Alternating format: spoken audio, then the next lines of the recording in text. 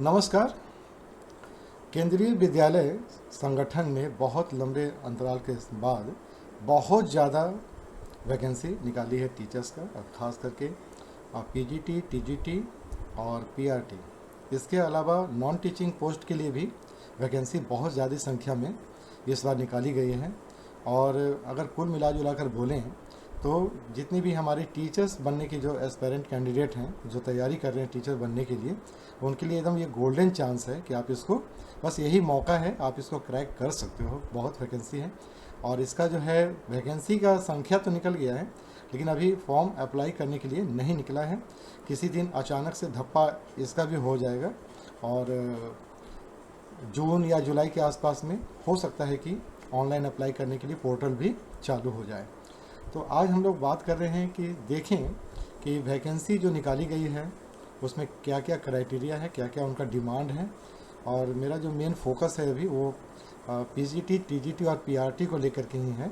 तो मैं देखना चाह रहा था कि भाई पीजीटी, टीजीटी और पीआरटी में क्या कुछ चेंजेस भी ऐसा है प्रीवियस को लेकर के, या फिर नहीं है, या फिर पोस्ट कितने हैं और उसको लेकर के क्या क्राइटेरिया है, एज का क्या डिमांड है और उनका सिलेबस वगैरह क्या है, उस पर भी हम लोग यहाँ पर बात करेंगे आज।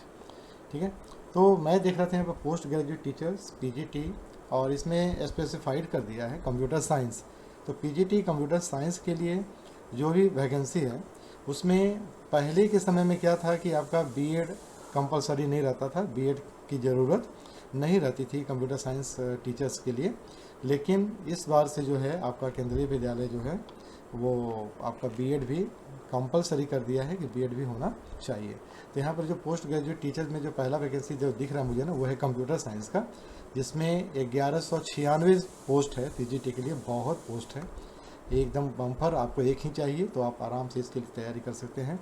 और जो सैलरी का जो लेवल है आपका, बी ग्रुप में आप लोग आते हैं और सैलरी बहुत ही अच्छा है। स्टार्टिंग सैलरी आपको हाथ में इन हैंड जो आपको मिलेगा वो आपको 70 के अराउंड उसको मिल जाएगा, 70 अराउंड आसपास लगभग आपको मिलेगा। एज का जहाँ तक बात है तो एज आपका 40 ईयर्स आपका जो है वो है जनरल वालों के लिए, और जो केंद्रीय विद्यालय के जो एम्प्लॉय हैं उनके लिए 5 ईयर्स एक्स्ट्रा है, यानी कि आप 45 तक की जो है वो अप्लाई कर सकते हैं। साथ ही साथ जो रिज़र्व कैटेगरी की जो है ओबीसी, एससी, एसटी, उनका जो रिजर्वेशन क्राइटेरिया होता है 3 साल 5 साल का, तो वो अपना जैसा है सेंट्रल गवर्नमेंट का जो रूल होता है उसके अनुसार उनका अप्लाई है इसमें। जहाँ तक क्वालिफिकेशन का बात यहाँ पर जो हो रहा है वो है computer science, PGT computer science के लिए एमएससी कंप्यूटर साइंस या आईटी, दोनों में से किसी में भी हो, एमसीए होना चाहिए किसी भी रिकॉग्नाइज यूनिवर्सिटी से। 50% एटलीस्ट उनका मार्क्स उसमें होना चाहिए। ठीक है, दूसरा जो है एमई, ठीक है, मास्टर इन इंजीनियरिंग जो है आपके पास, एमटेक है, उनके लिए भी मौका है इसमें आने का। ठीक है, अगर कंप्यूटर साइंस या आईटी से अगर आप एमटेक हैं या फिर एमई हैं तो वो भी आप अप्लाई कर सकते हैं इसके लिए। दूसरा जो क्राइटेरिया है, एसेंशियल क्राइटेरिया दूसरा जो है वो है BEd degree from NCTE, national council of technical education, जो भी है उससे रिकॉग्नाइज इंस्टीट्यूट या यूनिवर्सिटी से आपका बीएड डिग्री जरूर है। तो बीएड डिग्री इट में भी पॉसिबल कि जो एमएससी कंप्यूटर साइंस वाले हैं वो लोग तो कर भी लेते हैं, जो एमटेक वगैरह वाले हैं उसमें थोड़ा सा इनकी संख्या कम मिलती है बीएड वालों की। ठीक है, लेकिन आज के समय में सभी अपने अपने बी प्लान को लेकर चलते हैं, तो जो एमटेक वाले हैं वो लोग भी आजकल बीएड कर लेते हैं सेफ हैंड के लिए। ठीक है, तीसरा जो इसमें है आपके पास बीएड अगर आपके पास है तो ठीक है, नहीं तो 3 years integrated BEd MEd from NCT, यानी कि 3 इयर्स इंटीग्रेटेड जो बीएड कोर्स होता है ना, एमएड होता है, वो भी आप इसके लिए एलिजिबल हैं। या फिर आपके पास 4 ईयर इंटीग्रेटेड डिग्री कोर्स होना चाहिए, तो उसके लिए भी आप एलिजिबल हैं। तो जो 4 ईयर इंटीग्रेटेड डिग्री कोर्स होता है ना, जिसमें 3 साल का अपना जो ग्रेजुएशन होता है वो होता है और 1 साल का बीएड प्रोग्राम होता है, तो ये क्राइटेरिया है।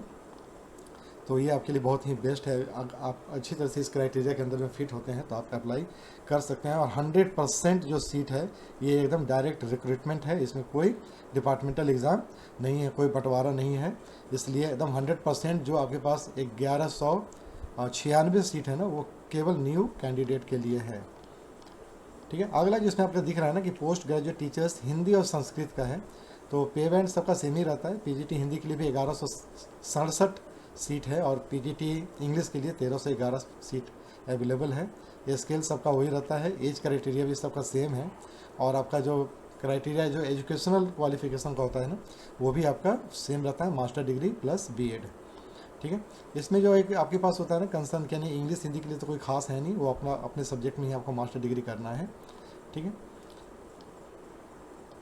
चलिए, इसमें एक चीज़ और क्या होता है ना कि इसमें आपकी प्रोफिशिएंसी जो होती है ना हिंदी इंग्लिश वाले में, कि आपको दोनों लैंग्वेज में आपको पढ़ाना आना चाहिए। आप जो क्लास में है ना आप, तो दोनों में, हिंदी में भी और इंग्लिश में भी आप बच्चों को समझा सकें, ऐसा आपके अंदर में होना चाहिए।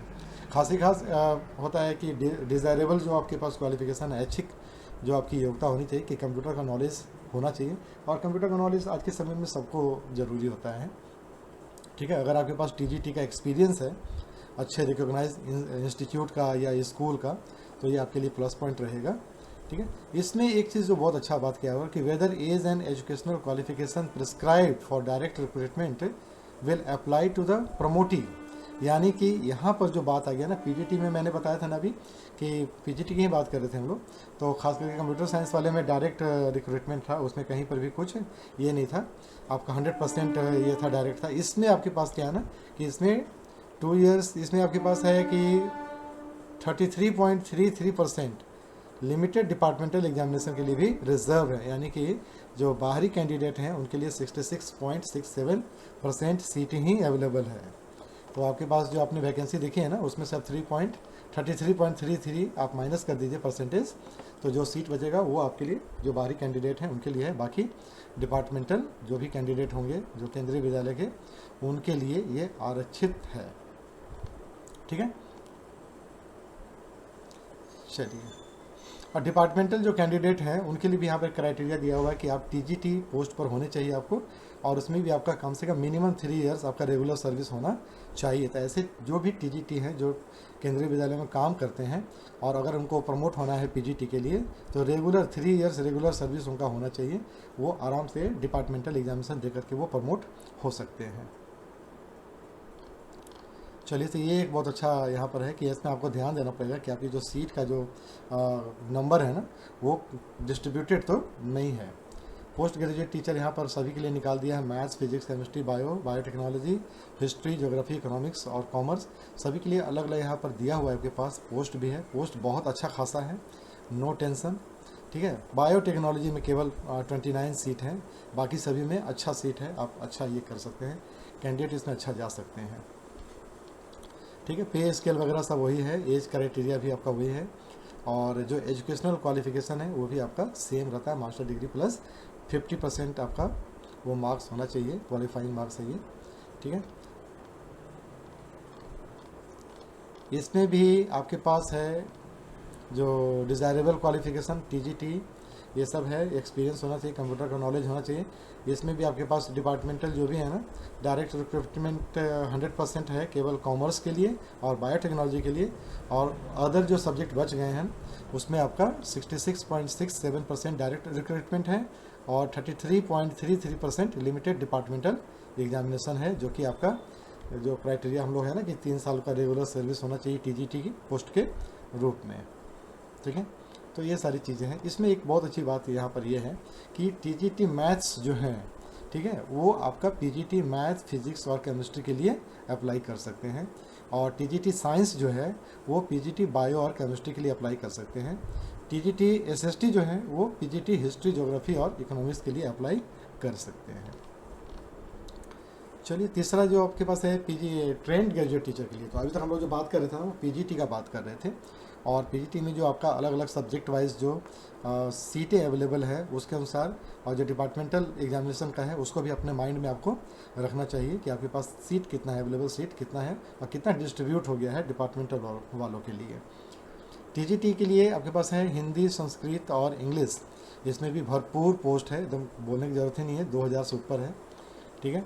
अब इसमें जो आपका ग्रुप बी कहलाता है ये भी, और इसमें जो आपका पे बैंड है ना, बहुत खास अंतर नहीं है, इसमें 44,900 का है ये स्केल आपका, स्टार्टिंग स्केल है, यानी कि आप लोग पे बैंड 7 में आते हैं, तो ये अच्छा है, कोई दिक्कत नहीं है। लेकिन इसका जो एज है ना, एंट्री लेवल एज जो है वो 35 ईयर्स है जनरल वालों के लिए, और 5 ईयर रिलैक्सेशन दिया गया है केंद्रीय विद्यालय में जो कैंडिडेट काम करते हैं उनके लिए, जो एम्प्लॉय हैं उनके लिए, और बाकी जो रिजर्वेशन है SC ST OBC का वो एज यूजुअल 35 पर ही ऐड कर सकते हैं आप उसको। ठीक है। एजुकेशनल क्वालिफिकेशन जहाँ तक है वो आपका 4 ईयर इंटीग्रेटेड डिग्री कोर्स होना चाहिए, ठीक है, NCTE रिकॉग्नाइज्ड यूनिवर्सिटी से एटलीस्ट 50% क्वालिफाइंग मार्क्स के साथ में, साथ ही साथ आपको अपने सब्जेक्ट में बीएड भी किया हुआ होना चाहिए, ठीक है। इसमें और जो क्राइटेरिया दिया हुआ था वो है कि graduation in concern subject with at least 50% marks in concern subject and 1 year BEd special education from rehabilitation council of India. अगर आप RCI से अगर आपने स्पेशल एजुकेशन में बीएड किया हुआ है 1 ईयर का, तो वो भी आप कर सकते हैं इसमें, लेकिन आपका वहाँ पर रजिस्टर्ड भी आजकल होता है, RCI में रजिस्टर्ड होना चाहिए, ठीक है। Post graduate in concern subject with minimum 55% marks के साथ होना चाहिए, प्लस बीएड हो, ठीक है, तब आप इसमें कर सकते हैं, इसके लिए भी आप अप्लाई कर सकते हैं, ठीक है। साथ ही साथ इसमें आपके पास है सीटेट एग्जामिनेशन आपका पेपर 2 भी होना चाहिए, यानी कि जो एसेंशियल क्वालिफिकेशन जो पहला था वो था आपके पास 4 ईयर इंटीग्रेटेड डिग्री कोर्स, ठीक है। दूसरा था कि बैचलर और ऑनर्स कोर्स आप कर सकते हैं अपने सब्जेक्ट में 50% मार्क्स के साथ में, ठीक है। बीएड कंपलसरी है, ठीक है। साथ ही साथ आपको यहाँ पर एक जो दूसरा एसेंशियल क्वालिफिकेशन वो है आपके पास सीटेट होना चाहिए पेपर 2 में। अगर आप सीटेट क्वालिफाई है पेपर 2 में तभी आप इसको भर सकते हैं। आपके पास कॉम्पिटेंसी होना चाहिए इंग्लिश और हिंदी में पढ़ाने का, ठीक है। अब यहाँ पर क्या हो रहा है कि TGT हिंदी, इंग्लिश और संस्कृत आपका जो मेन सब्जेक्ट है उसमें आपके पास जो भी है आप अपना एफिशिएंसी आपका उसमें होना चाहिए।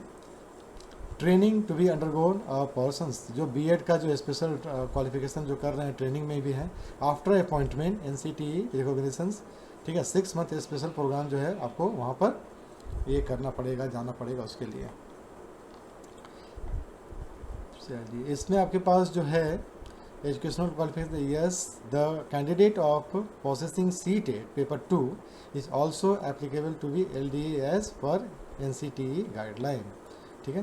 तो ये चीज़ आपके पास है एक ये का लिमिटेड डिपार्टमेंटल एग्जामिनेशन के लिए आप वहाँ पर जा सकते हैं वैसे कैंडिडेट जो कि केंद्रीय विद्यालय के हैं।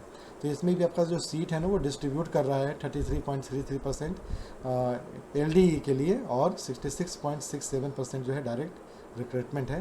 केवल संस्कृत सब्जेक्ट के लिए 100% है। तो इसको आप लोग हमेशा ध्यान में रखिएगा कि किस सब्जेक्ट के लिए डिपार्टमेंटल एग्जाम है और किसके लिए नहीं है, 100% है आपका।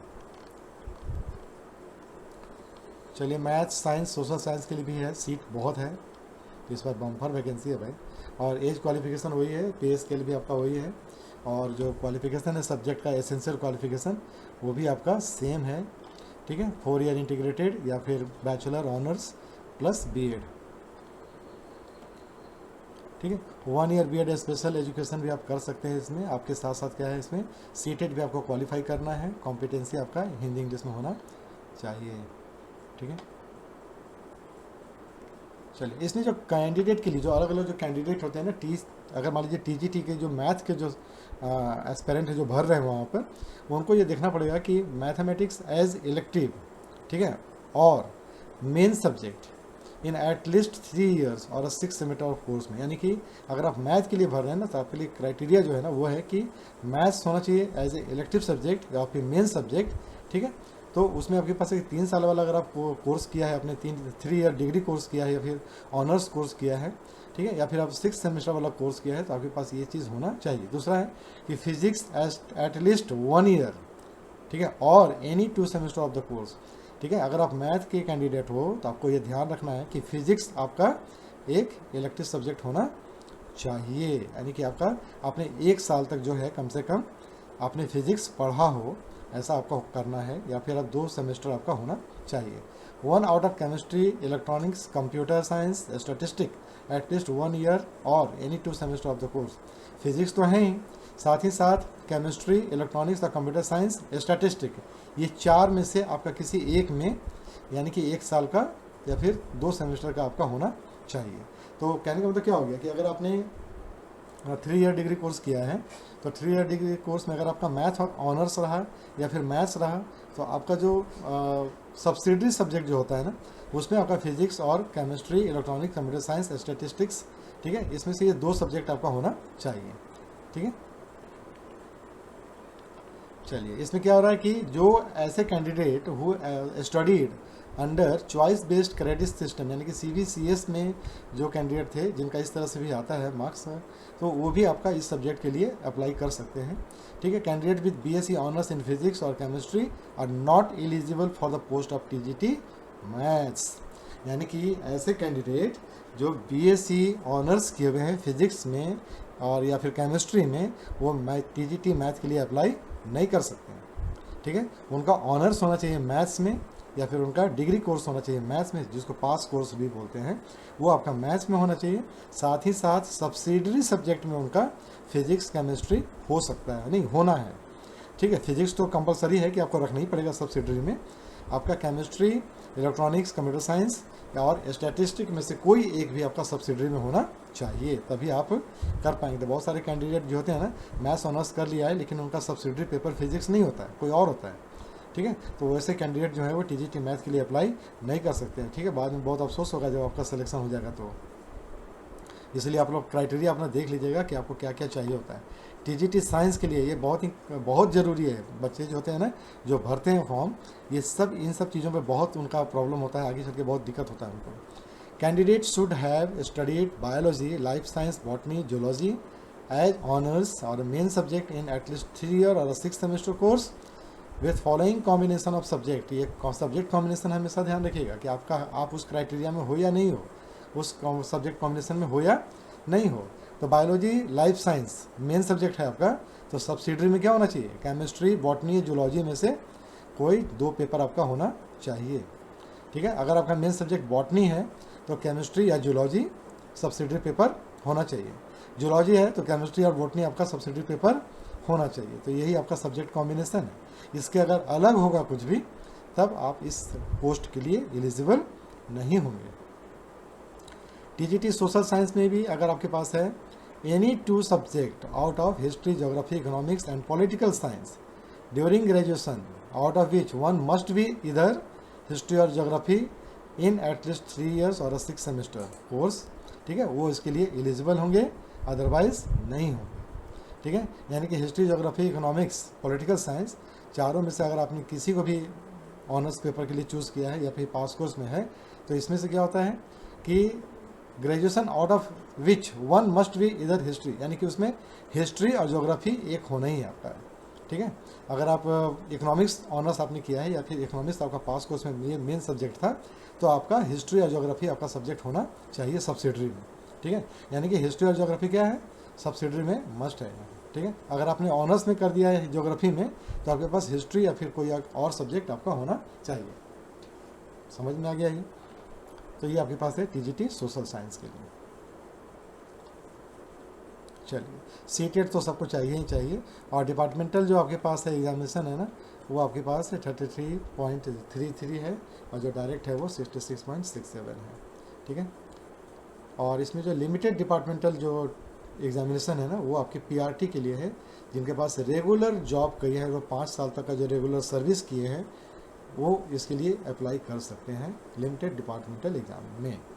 ठीक है, तो ये केवल केंद्रीय विद्यालय के लिए नहीं, अगर किसी भी गवर्नमेंट जॉब में अगर आपने किया है, ठीक है, सरकारी जॉब में अगर आपने 5 साल का रेगुलर PRT के रूप में आपने काम किया है, तो आप इसके लिए भी डिपार्टमेंटल में अप्लाई कर सकते हो। तो ये था आपके पास TGT के लिए। TGT के लिए आर्ट्स जो सब्जेक्ट है उसके लिए अलग क्राइटेरिया है। ठीक है, पोस्ट इसमें भी बहुत अच्छा है, एज क्राइटेरिया सेम है इनका। इनका जो एसेंशियल क्वालिफिकेशन का होता है ना, वो bachelor degree in drawing and painting या फिर स्कल्पचर या फिर ग्राफिक्स आर्ट या फिर फाइन आर्ट, ये 4 में से किसी में भी उनका बैचलर डिग्री होना चाहिए। ठीक है, BEd इनको भी करना है, और इनके पास भी वर्किंग नॉलेज इंग्लिश और हिंदी का होना चाहिए। तो एक बात आप हमेशा माइंड में आप डाल लो इस चीज़ को कि न्यू एजुकेशन पॉलिसी जो है ना 2020, इसके अनुसार अगर आपको टीचिंग जॉब में आना है तो BEd मस्ट है, BEd एकदम कंपलसरी है। अगर आप टीचिंग जॉब में हैं तो आपको BEd करना पड़ेगा, चाहे कोई भी हो, टेक्निकल सब्जेक्ट आप चूज़ कर रहे हो या किसी से फील्ड से भी हो, आपको BEd होना ज़रूरी है। ये 100% डायरेक्ट रिक्रूटमेंट है, इसमें कोई भी डिपार्टमेंट एग्ज़ाम नहीं है। TGT जो वर्क एक्सपीरियंस है, इसमें भी आपके पास सेम है, एज क्वालिफिकेशन और सैलरी वगैरह सब सेम है। इसमें आपके पास जो क्वालिफिकेशन है ना, bachelor degree in electronics electrical engineering, electronics engineering, electronics and communication engineering, ये 3 आपके पास है। इसमें से किसी में भी आपका बैचलर डिग्री होना चाहिए। बीएड इनके लिए भी कंपलसरी है। तो देखो ऐसा है ना कि जो भी हमारे जो इंजीनियरिंग फील्ड वाले जो बच्चे हैं ना, वो कभी बीएड के बारे में सोचते नहीं हैं, लेकिन इंजीनियरिंग करने के बाद है ना वो प्लान बी चूज़ करते हैं। अक्सर आजकल चूज़ कर रहे हैं, प्लान बी चूज़ करते हैं और वो बीएड की डिग्री कर लेते हैं, ठीक है।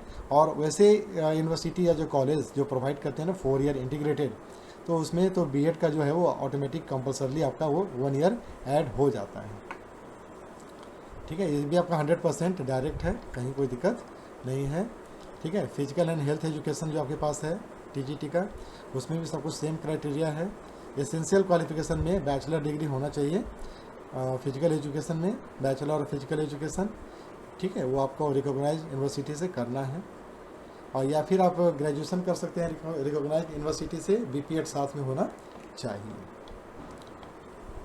चलिए ये भी आपका 100% डायरेक्ट है। लाइब्रेरियन के लिए पोस्ट निकला इस बार, भरपूर निकला है भाई, वहाँ पे वैकेंसी की तो कोई कमी ही नहीं है, भर दिया इस बार तो एकदम कूट कूट के भरा है। जिसको चांस नहीं मिला है ना कभी, सब आ जाए इस बार। लाइब्रेरियन के लिए भी 1321 पोस्ट है, बहुत है। तो जो जितने भी बच्चे हैं ना वो लाइब्रेरियन का कोर्स करके बैठे हुए हैं, उनके लिए एकदम बम्पर चांस है भाई। ये चांस मिल गया, दोबारा जल्दी मौका नहीं मिलता है। तो मौका यही होता है, मौका बार बार नहीं मिलता है। सब क्राइटेरिया आपका सेम है, बीएड वाला ही है, सॉरी टीजीटी का ही है। इसमें आपका बैचलर डिग्री होना चाहिए लाइब्रेरी साइंस में रिकॉग्नाइज्ड यूनिवर्सिटी से 50% मार्क्स के साथ में, या फिर bachelor degree in library and information science होना चाहिए। यही चीज़ है। डिप्लोमा इसमें नहीं चलेगा। बहुत सारे लोग क्या करते हैं ना कि डिप्लोमा इन लाइब्रेरी साइंस कर लेते हैं, या फिर diploma in library and information science कर लेते हैं, तो वो आपका इसमें नहीं चलेगा। 3 ईयर बैचलर डिग्री होना चाहिए, ठीक है। टीजीटी स्पेशल एजुकेटर है, 493 पोस्ट है इसमें आपके पास, ठीक है। और इसका जो सिलेक्शन टेस्ट इसका भी होगा ही। एज क्राइटेरिया सेम है।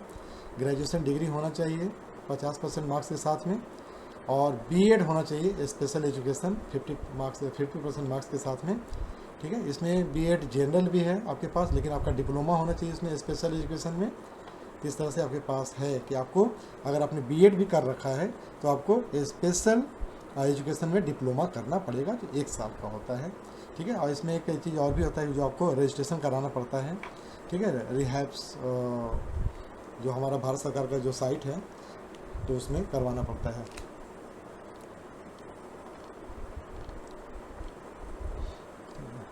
वो ये कह रहे थे ना कि registration with rehabilitation council of India, ये आपका कंपलसरी हो जाता है स्पेशल एजुकेटर के लिए, ठीक है। सीटेट भी आपका इसमें होना ही है, यानी कि इसमें बहुत सारे क्राइटेरिया है। इसमें आपको क्वालिफिकेशन बहुत ज़्यादा चाहिए होता है। और जो भी हमारे जो स्पेशल एजुकेटर होते हैं ना, उनको सरकार की तरफ से एक लाइसेंस दिया जाता है, एक नंबर दिया जाता है। एक प्रकार से वो क्या होते हैं, एक प्रकार से वो साइकोलॉजिस्ट होते हैं, ठीक है, जो बच्चों को उनके ये को देख करके काम करते हैं। ये भी 100% डायरेक्ट रिक्रूटमेंट पर है ये, और बहुत ही बेस्ट है ये। देखो होता क्या है ना कि जो स्पेशल एजुकेटर जो होते हैं ना, वो हमारे जो चिल्ड्रंस विथ स्पेशल नीड वाले जो बच्चे होते हैं उनके लिए वो काम करते हैं, ठीक है। तो उनके लिए थोड़ा सा स्पेशल ट्रेनिंग भी होता है। एक प्रकार से वो डॉक्टर भी होते हैं टीचर के साथ साथ। चलिए अब आगे का जो है हमारे पास, तो हम लोगों ने देख लिया कि टीजीटी और पीजीटी के लिए क्या क्या है आपके पास वैकेंसी। तो अब इसको हमेशा देखिएगा कि आपके लिए सब्जेक्ट कॉम्बिनेशन क्या है, वो हमेशा उस पर फोकस कीजिएगा कि सब्जेक्ट कॉम्बिनेशन आपका क्या है, आप उस सब्जेक्ट कॉम्बिनेशन में आते हैं या नहीं आते हैं। प्राइमरी टीचर्स म्यूज़िक का भी है यहाँ पर है।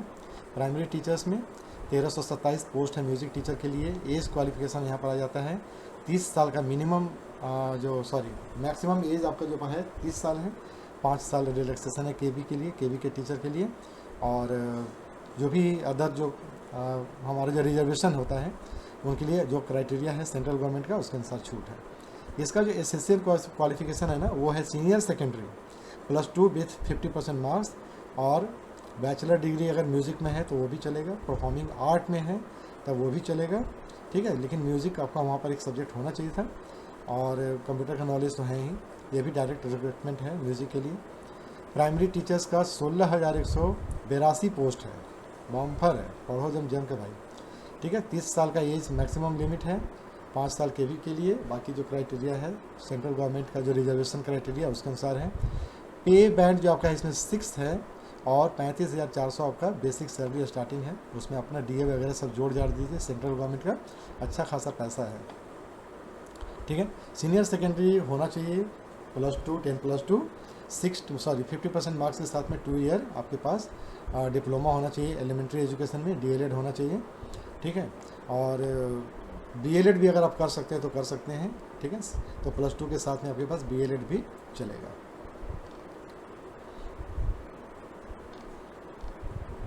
बाकी तो ये था आपके पास PGT TGT और PRT के लिए जो आपके पास वैकेंसीज़ कितने हैं, उसका क्या क्या स्केल क्या है, आप कितना मिलेगा आपको इन हैंड, और उसका एज क्राइटेरिया क्या है, और एसेंशियल क्वालिफिकेशन क्या है।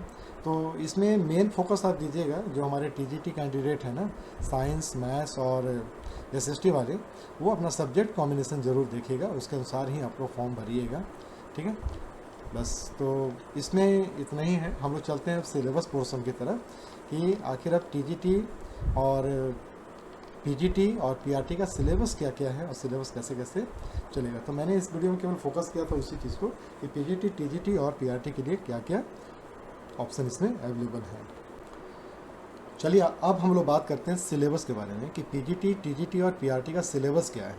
मैं हमेशा से कहता हूँ कि ये कोई भी आप एग्ज़ाम दे रहे हो तो सबसे पहला आपका फोकस होना चाहिए सिलेबस पर, ठीक है।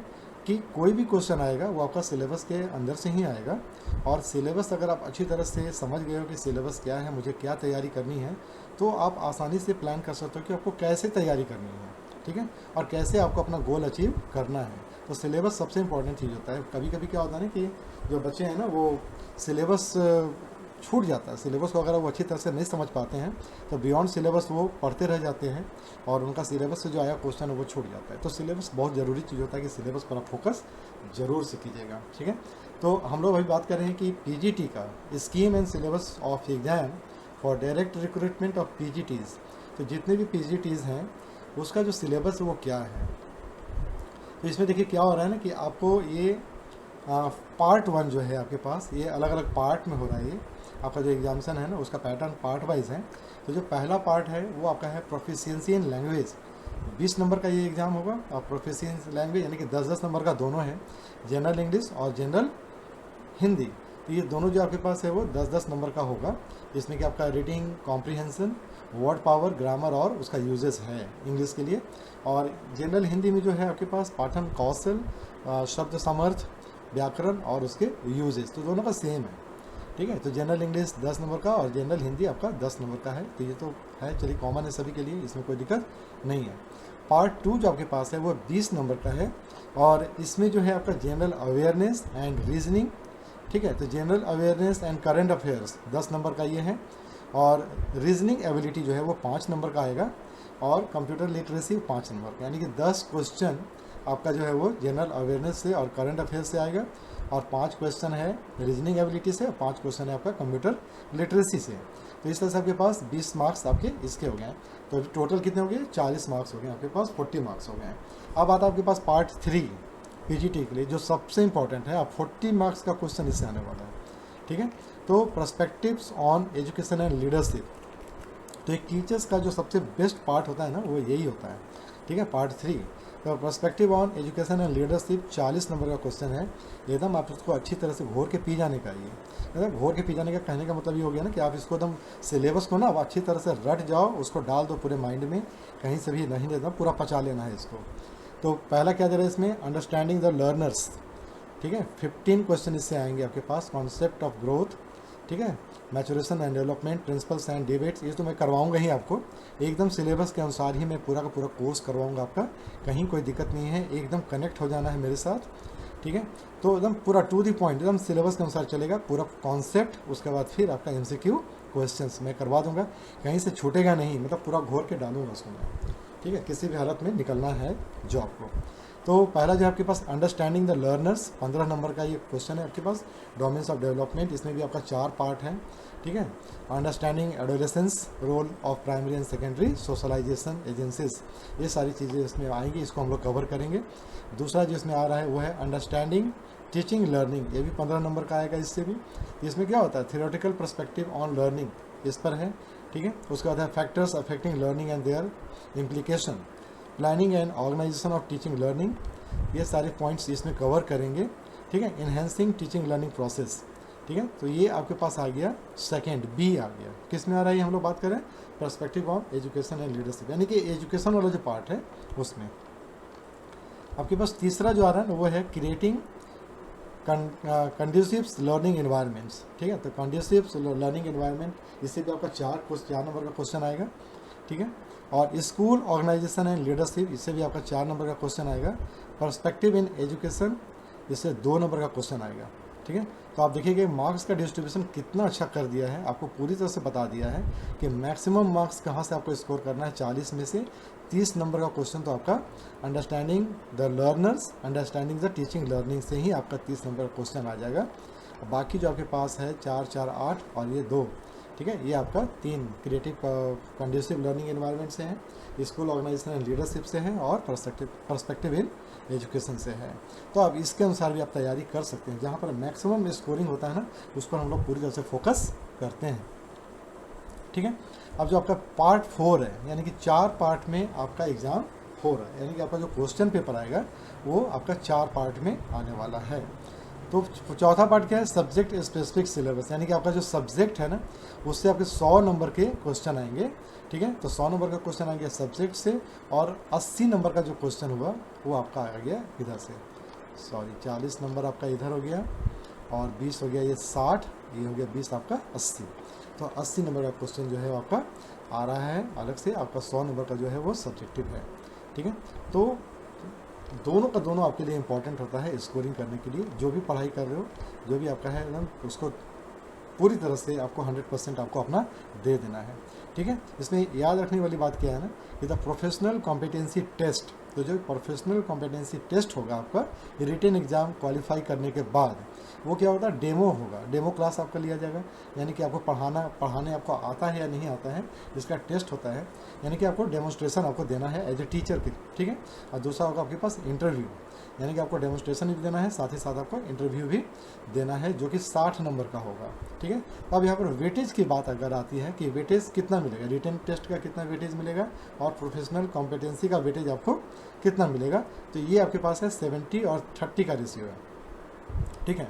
तो 180 जो आपके पास था, 180 में से आपको 70%, 100 अगर आप 180 में से 180 करते हैं तो उसका आपको 70% लेगा, और आपका जो प्रोफेशनल कॉम्पिटेंसी है 60 मार्क्स का, इसका वो 30% आपका लेगा, और इस दोनों को जोड़ करके ही आपका फाइनल जो है वो आपका स्कोर जो होता है वो बनेगा। फाइनल मेरिट जो बनेगा वो कैसे हो जाएगा, performance of the candidate in written test और प्रोफेशनल कॉम्पिटेंसी टेस्ट, यानी कि 70% आपका उठा लेगा 180 वाले में से, और 30% आपका उठाएगा कॉम्पिटेंसी टेस्ट यानी कि 60 वाले में से, और दोनों को जोड़ देगा, उसके अनुसार फिर आपका मेरिट बनेगा। तो ये था पीजीटी का सिलेबस। तो इसमें आपके पास मैं आप लोगों को पूरा कवर करवाऊंगा। आपके पास जो ये हमारे पर्सपेक्टिव ऑन एजुकेशन लीडरशिप है, ये 40 मार्क्स बस मेरे हाथ में है, मेरी जिम्मेवारी है। 40 मार्क्स के लिए मैं आपको पूरी तरह से तैयार करवा दूंगा। अब हम लोग बात करते हैं कि टीजीटी का जो सिलेबस है ना, मार्क्स उनका भी 180 का ही रिटन टेस्ट होगा, ठीक है। और जो प्रोफेशनल कॉम्पिटेंसी है उनका भी सेम होने वाला है। इनका जो सिलेबस है ना वो थोड़ा सा चेंज होगा आपका, ठीक है। प्रोफिशिएंसी इन लैंग्वेज 20 नंबर का, जनरल इंग्लिश, जनरल हिंदी इनका भी है, और 20 नंबर का जो है जनरल अवेयरनेस, रीजनिंग और प्रोफिशिएंसी इन कंप्यूटर यानी कि कंप्यूटर लिटरेसी, तो ये भी आपका सेम रहेगा जैसा कि पीजीटी का था, ठीक है। 5 का रहेगा रीजनिंग एबिलिटी, कंप्यूटर लिटरेसी, और 10 नंबर का general awareness and current affairs. Perspectives on education and leadership, इनका भी 40 नंबर का ही है, ठीक है। लेकिन इसमें जो मार्क्स डिस्ट्रीब्यूशन है ना वो थोड़ा सा ऊपर नीचे हो गया है। अंडरस्टैंडिंग द लर्नर्स, ये 10 क्वेश्चन इससे आएगा। अंडरस्टैंडिंग टीचिंग लर्निंग, ये 15 क्वेश्चन आएगा, यानी कि पीजीटी वालों के लिए अंडरस्टैंडिंग द लर्नर्स 15 नंबर का था, टीजीटी वालों के लिए 10 क्वेश्चन इसमें से आएगा, 10 नंबर का है ये। और अंडरस्टैंडिंग टीचिंग लर्निंग, ये 15 क्वेश्चन इससे आएगा, 15 नंबर का ही होगा। Creating conducive learning environment plus school organisation and leadership plus perspective in education, ये 3 से 15 क्वेश्चन आएगा, ठीक है जी। तो कुल मिला जुला करके सिलेबस दोनों का लगभग सेम है। क्वेश्चन का जो डिस्ट्रीब्यूशन है, मार्क्स डिस्ट्रीब्यूशन है, वो थोड़ा थोड़ा अलग है। ठीक है। चौथा जो इसका पार्ट है ना, सब्जेक्ट स्पेसिफिक सिलेबस, ये भी आपका 100 नंबर का है। तो 100 नंबर ये हो गया, 80 नंबर आपका वो हो गया। ठीक है। इसमें भी आपके पास है प्रोफेशनल प्रोफिशिएंसी टेस्ट, ये भी 60 नंबर का होगा। डेमोन्स्ट्रेशन 30 नंबर का, इंटरव्यू आपका 30 नंबर का। दोनों का जो रेशियो रहेगा 70 और 30 का ही रेशियो दोनों का रहेगा। जो फाइनल आपका जो मेरिट बनेगा वो आपका 180 का 70% और 60 का 30% पर चलेगा। तो ये था आपके पास इसके लिए। अब इसको देखिए थोड़ा सा एलोबरेट कर दिया है यहाँ पर, वही चीज़ है जो आपका टीजीटी के लिए भी था। इसमें भी सेम आपका सिलेबस दिया हुआ है, सेम सब कुछ है। लेकिन इसमें जो इसको किया है ना, अंडरस्टैंडिंग द टीचिंग लर्निंग, इसमें आपका थियोरेटिकल पर्सपेक्टिव सब सेम चीज़ है। तो आपको दोनों का आप सेम ही है, दोनों का आपका जो सिलेबस है सब सेम है। तो दोनों का पढ़ाई भी आपका सेम ही चलेगा, कोई दिक्कत इसमें नहीं है। ठीक है, यहाँ तक तो चलो भाई ठीक ठाक है। पीआरटी का अगर हम देख लेते हैं, इनका भी 180 मार्क्स का ही है। और इसमें भी आपके पास हर क्वेश्चन एक ही मार्क्स का है यहाँ भी। और इसमें भी अब पहले जो पार्ट 1 है ना, प्रोफिशिएंसी इन लैंग्वेज, 20 नंबर का ही है। और जनरल अवेयरनेस ये भी 20 नंबर का है। इसमें जो सबसे इम्पॉर्टेंट है ना, वो है आपका पार्ट 3। पार्ट 3 जो है आपका वो है 60 क्वेश्चंस। ठीक है, तो ये आपका बहुत ज़बरदस्त है ये। ठीक है, 20 नंबर 20 नंबर 40 नंबर उधर आपके पास है ये। और perspective on education and leadership ये 60 नंबर का हो गया। टीजीटी और पीजीटी के लिए 40 नंबर का था, ये पीआरटी के लिए 60 नंबर का है। ठीक है, तो इसमें जो आपका एजुकेशन से जो है वो आपका 60 नंबर का, सिलेबस सेम है इनका भी। क्वेश्चन का जो डिस्ट्रीब्यूशन है वो अलग अलग है। ठीक है, तो पढ़िए सेम, लेकिन आपका क्वेश्चन जो है, नंबर ऑफ क्वेश्चन उससे ज़्यादा आएगा। अंडरस्टैंडिंग द लर्नर से 15 क्वेश्चन आएंगे। अंडरस्टैंडिंग टीचिंग लर्निंग से 15 क्वेश्चन आएंगे। क्रिएटिंग कंड्यूसिव लर्निंग इन्वायरमेंट से 10 क्वेश्चन आएगा। स्कूल ऑर्गेनाइजेशन एंड लीडरशिप से 10 और पर्सपेक्टिव इन एजुकेशन से 10। ठीक है, इसका जो सब्जेक्ट स्पेसिफिक सिलेबस है ना, वो 80 मार्क्स का है। ठीक है, तो ये आपका घट गया है। 20 नंबर जो इसका घटाया है ना, वो आपका perspectives on education and leadership में आपको जोड़ दिया है। वो कुल मिलाकर ये भी आपका 180 का ही है। प्रोफेशनल कॉम्पिटेंसी टेस्ट, इसका भी 60 नंबर का है। 30 नंबर डेमोन्स्ट्रेशन के लिए और 30 नंबर इंटरव्यू के लिए। इसका भी में आपका जो मेरिट बनेगा ना, वो 70 और 30 का ही रेशियो में बनेगा फाइनल मेरिट लिस्ट। ठीक है, जैसा आप परफॉर्म करेंगे इंटरव्यू में, जैसा आप परफॉर्म करेंगे डेमोन्स्ट्रेशन में, टीचिंग डेमोन्स्ट्रेशन में, और जिस तरह का आपका रिटन एग्ज़ाम होगा। ठीक है, तो ये था हमारे पास कंप्लीट सिलेबस है। सिलेबस को आप ज़रूर देखिएगा। ठीक है, और सिलेबस में अगर आपका टॉपिक दे दिया गया है ना, क्लियर टॉपिक जो है, जैसे कि आप टीजीटी में आप देख पा रहे होंगे कि क्लियर टॉपिक आपका दिया हुआ है, तो क्वेश्चन जो है ऑलमोस्ट आपका इन्हीं सब टॉपिक से ही आएगा। ठीक है, इसके बियॉन्ड क्वेश्चन आपका कभी नहीं आने वाला है। आप इसको अगर अच्छी तरह से, पूरी तरह से आप इसको ले लेते हो ना, ग्रहण कर लेते हो पूरा सिलेबस के अनुसार, पूरे कॉन्सेप्ट को, नॉलेज को, तो कोई दो मत नहीं है कि आपका एक सीट आपका पक्का है। आपको एक ही सीट चाहिए, आपका एक सीट पक्का है, कोई उसको छूने नहीं जा रहा है। ठीक है, तो मैं अब शुरू करने जा रहा हूँ अपना क्लास के केंद्रीय विद्यालय के लिए। और इसमें भी आपका देखिए पूरा का पूरा जो है वो बताया है पीआरटी के लिए। तो जो मैंने हम ऊपर में डिस्कशन कर लिया, तो ये था आपके पास पूरा सिलेबस है, कंप्लीट सिलेबस है ये पीजीटी, टीजीटी और पीआरटी का। तो इसी के अनुसार आप पढ़ाई कीजिएगा। 100% मैं श्योर हूँ कि आपका एक सीट पक्का है, आपको एक सीट मिलेगा ही मिलेगा, और आपको एक सीट ही चाहिए भी होता है। तो आ जाइए हमारे क्लास में, जो केंद्रीय विद्यालय के जितने भी हमारे चाहने वाले हैं ना, जो उनमें जाना चाहते हैं, पढ़ाना चाहते हैं, टीचर बनना चाहते हैं। ठीक है, और उस सर्विस में जाना चाहते हैं। टीचर कोई जॉब नहीं होता है, टीचिंग कोई जॉब नहीं होता है, ये सर्विस है, ये सेवा है ये। ठीक है, तो मैं भी एक टीचर हूँ और मैं ये जानता हूँ कि ये सर्विस है, इसको जॉब की तरह नहीं लिया जाता है।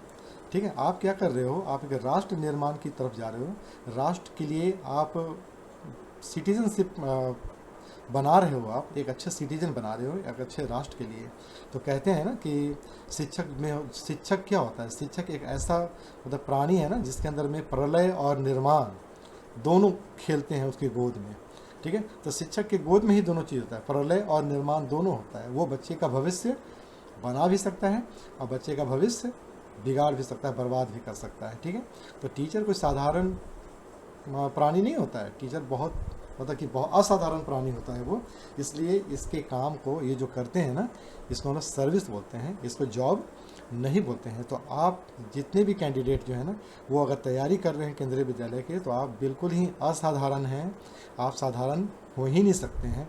जम करके तैयारी कीजिए और एक असाधारण काम के लिए अपने आप को तैयार कीजिए, ठीक है। तो एक टीचर के रूप में मैं भी इसी चीज़ को समझता भी हूँ कि मैं जो आप लोग का जो क्लास लेता हूँ ना, उसके पीछे का मेन पर्पस यही होता है कि मैं अपने आप को अप टू डेट रख सकूं, ठीक है। जो कुछ भी मैंने पढ़ा है मैं उसको अप टू डेट रख सकूं और उन चीज़ों में मैं नई चीज़ों को सीख सकूं, जान सकूं, ठीक है। क्योंकि हमेशा कुछ ना कुछ सीखने का स्कोप आपका हर एज में बना हुआ रहता है। तो मेरा जो एक लालच जो होता है ना, वो लालच वही है कि मैं सीखता भी रहूं, आप लोगों को सिखाता भी रहूं। और मुझे लगता है ना कि अगर मेरे पढ़ाने से, ठीक है, मेरे अगर टाइम देने से अगर एक दो कैंडिडेट का भी अगर अच्छा हो जाता है ना, पॉजिटिव हो जाता है, तो समझिए कि वो सब कुछ मेरा हो गया है ना। बस मतलब सक्सेसफुल मैं हूँ, इसमें कोई दिक्कत नहीं हूँ। ऐसे तो मैं एज ए टीचर असाधारण व्यक्ति हूँ ही, इसमें तो कोई दो मत नहीं है, ठीक है। और यही पॉजिटिव थॉट आप लोगों के पास भी होना चाहिए, ठीक है। तो आप लोग सब एकदम आ जाइए, एकदम चैनल को सब्सक्राइब कर लीजिए आज ही, अब बेल आइकन भी दबा लीजिए। क्यों? क्योंकि आपको हर दिन मिलने जा रहा है, ठीक है, थोड़ा थोड़ा कॉन्सेप्ट आपके पूरे perspective on education and leadership, जो आपका टॉपिक है ना पार्ट 3, उसको मैं पूरी तरह से कवर करूँगा तीनों के लिए, पीजीटी, टीजीटी और पीआरटी के लिए। क्योंकि आप लोग का सिलेबस सेम है, इसलिए तीनों को लेके चलूँगा मैं। तो आप लोग जितने भी एस्पिरेंट हैं ना जो वीडियो को देख रहे हैं, एकदम से आज से ही आप लोग चैनल को सब्सक्राइब करके बेल आइकन दबा दीजिए, ताकि आपको हर दिन आपको वीडियो मिलता चला जाए। और कोशिश कीजिए कि हर दिन हम अपने सभी चीज़ों को रिवाइज भी करते चले जाएंगे। चलिए, तो मिलते हैं हम लोग अगले क्लास में, जो हमारा क्लास शुरू हो जाएगा perspective on education and leadership पर। तब तक के लिए नमस्कार।